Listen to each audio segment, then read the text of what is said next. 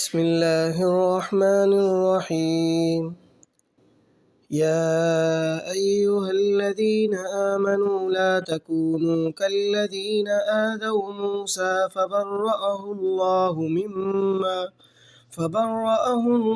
مما قالوا وكان عند الله وجيها. يا أيها الذين آمنوا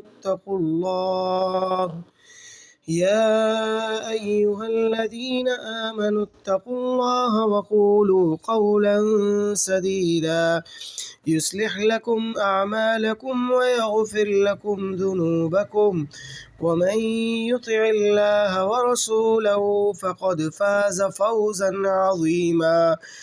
إنا عرضنا الأمانة على السماوات والأرض والجبال فأبين أن يحملنها وأشفقن منها وحملها الإنسان إنه كان ظلوما جهولا.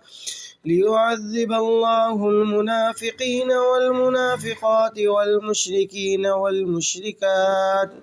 والمشركين والمشركات ويتوب الله على المؤمنين والمؤمنات وكان الله غفورا رحيما. صدق الله العظيم.